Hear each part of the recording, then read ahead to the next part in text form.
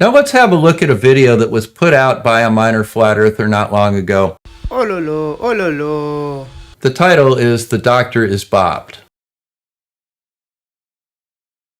Apparently that was some sort of a dig against me. Oui. And this is a photograph that I took last fall, I believe it was. This is the highway near my home. I was on my way home from work. I happened to notice this sunset.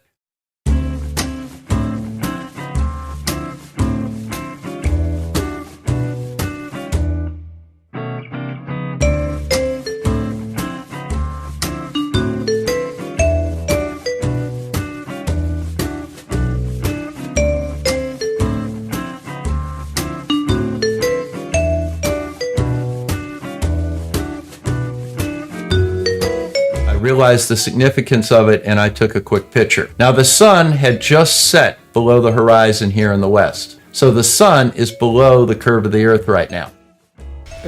How you say, no? There is no sun visible in this picture. What is visible is a bunch of high altitude clouds, which are underlit by the sun, which again is below the horizon.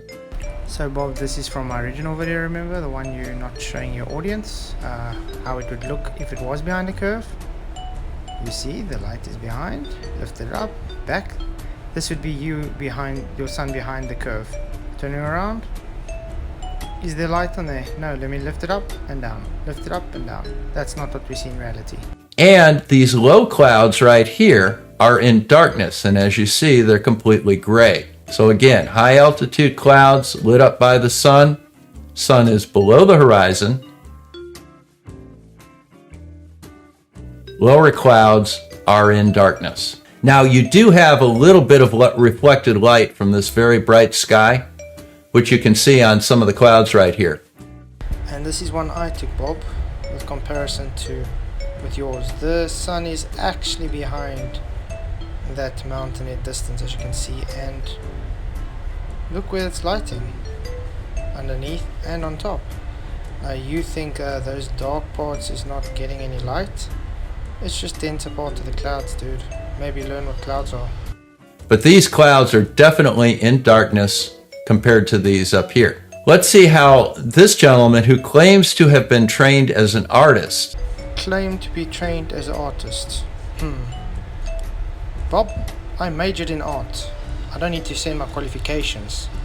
is trying to interpret this very same picture. Now, mind you, I watched the sunset, and that was reported to this gentleman. He was aware of that. Here's the underlit clouds. Now he's claiming that there is a underlit part of this cloud, and that is the sun. Yes, Bob, let's have a closer look. I see light under that cloud by zooming in, and I did see the sun there. I don't know. Let's look at the other clouds. I see the light hitting them still, don't you? And let's look at the reflections of all the things on the ground. How about the water that's closer to you? That's mirroring the light that's coming off the sky, coming closer. Bob, you seem to be having a problem. If it was behind a curve, the light wouldn't be going like it is. And that looks totally like a sun to me. I think to everybody else they can also see it's a sun. Well, you seem to be in a bit of a pickle. Wait a minute. Let's zoom in that side as well. What is that? Light hitting those cylinders. That's much lower than those clouds you claim are dark that's not getting any light. How about that, Bob? Do you have any answer for this? The sun is down here. The sun has already set. That's just a light-colored cloud, and it's exactly like many other light-colored clouds in the area.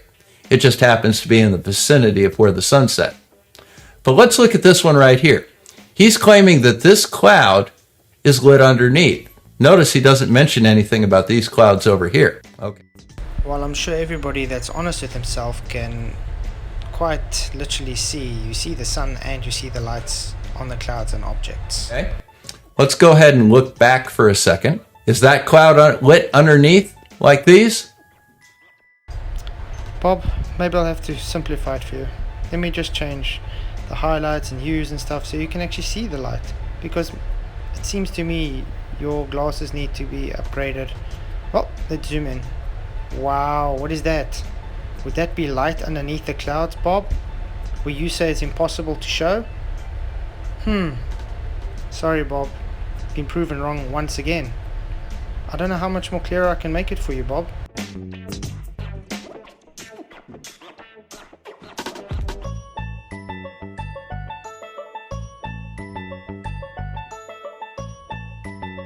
I think not.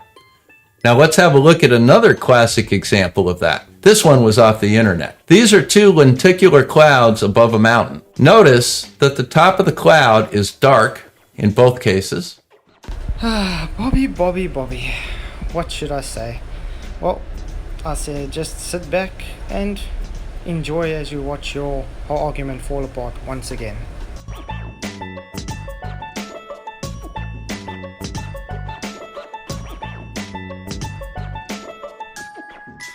Seems to be light where you said there is no light. That's very weird. Okay, well, let's carry on watching.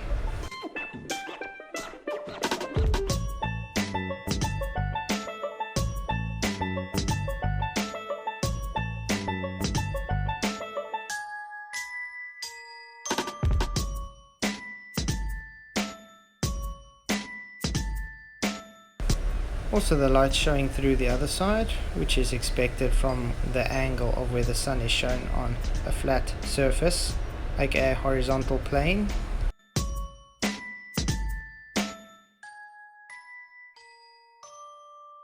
And this top cloud is underlit by the sun.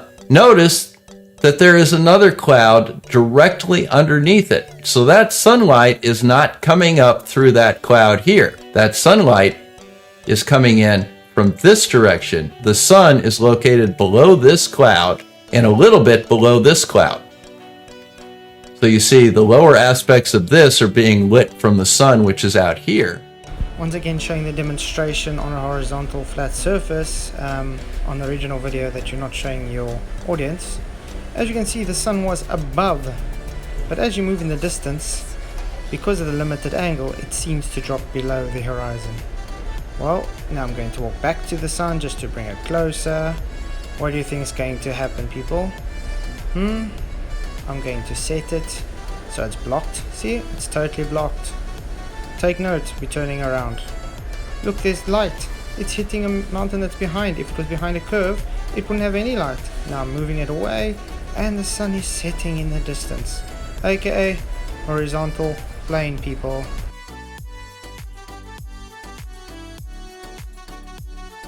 In both cases, both clouds are dark on the top. Let's see what Mr. Artist had to say about this. So again, he's saying that the very edge of this cloud is lit up, as it should be, because the sun's coming from out here. He doesn't address the fact the top of the cloud is dark. Oh, what do we have here, Bob? Would that be light above where you said is not having any light? That's weird.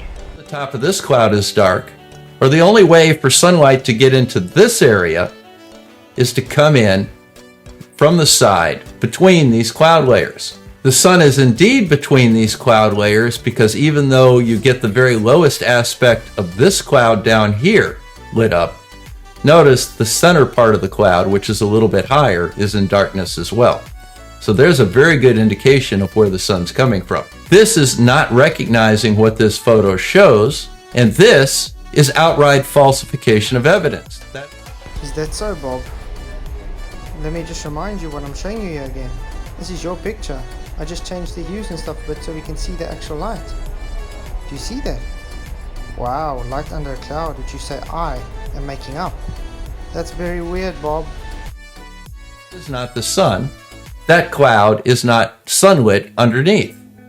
He's just drawn a circle around it and claimed that it was. If you had any doubt that the flat earth had a very marginal understanding of the science, let me hold this up as an example. This is a demonstration of how we know that the light coming from the sun arrives at Earth in parallel.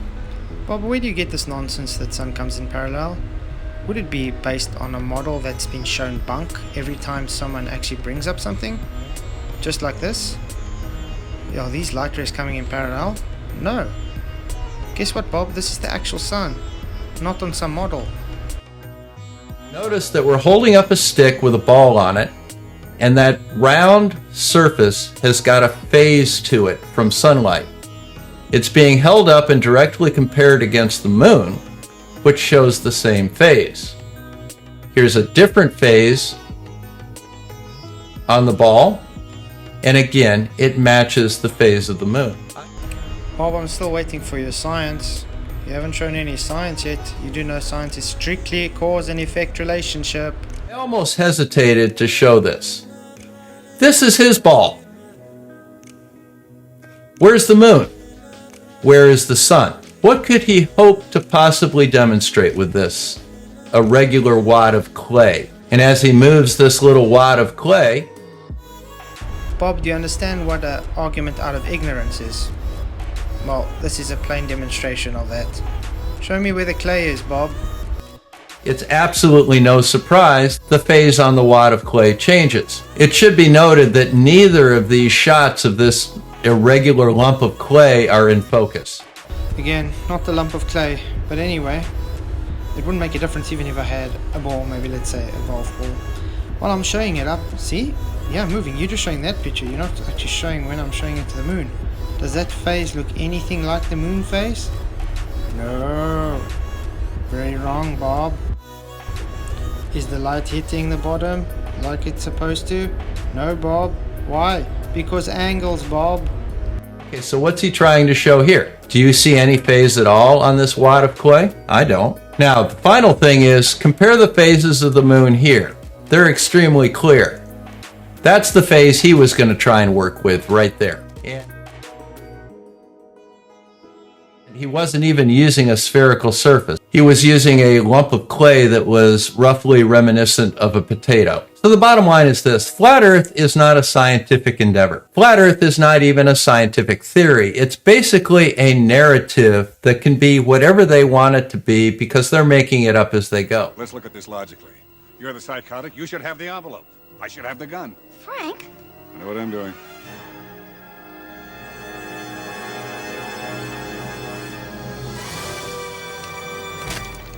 All right.